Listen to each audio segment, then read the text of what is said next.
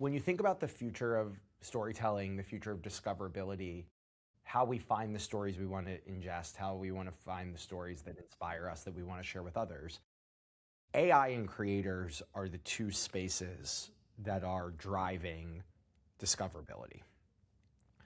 And sitting at the center of those two things is this notion of trust. And the future of storytelling and the future of trust sit side by side with one another.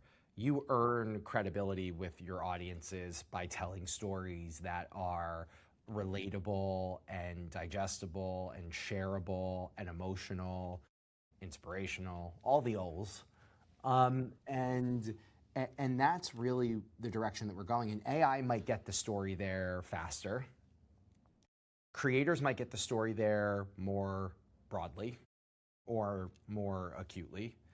And that is where I see this industry going. You can't have one without the other.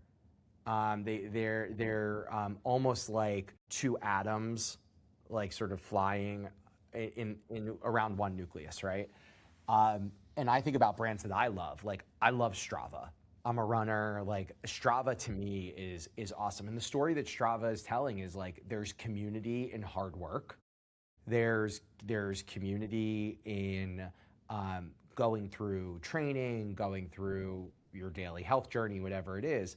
But Strava is a home for thousands and thousands of individual stories behind the activity.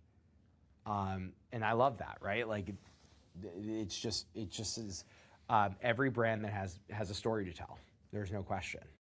My hack this year is that the rollerblading leaderboard is way easier to hack than the biking one. And so I have been systematically getting all of the top spots for roller. You're gonna be like the Usain Bolt of rollerblading. That's lofty.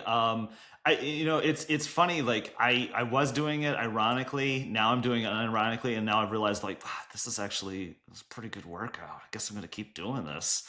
So where am I gonna find you rollerblading? Michigan, probably wearing a Red Wings jersey like Dave Coulier.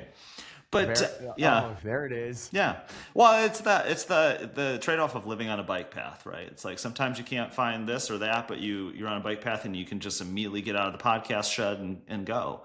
No, I think the other thing too is sometimes I have this running theme where I talk about brands and creators, and people are like, "Well, why are creators so much better at the parasocial relationship?" I'm like, because they're putting in the reps, because they aren't restricted by KPIs, because they have the time to fail on that, because they don't have to show for a quarter.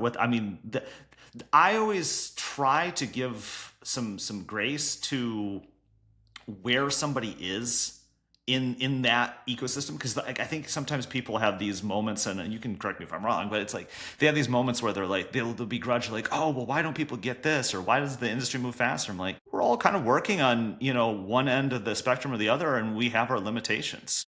What are we racing towards? That's what I'm always trying to understand. Like number one, yeah, creators are successful in what they do because they put in the reps, yes, and it's in service of understanding their audience and the value that they bring to their audience.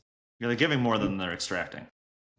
And they're not, I think because they don't start as a business, they tend to not fall into the same traps that if they were starting off as like, I'm a media company, and then everything else falls out underneath of it, right? They're so deeply connected to the people that follow them. They know what will work down to the frame.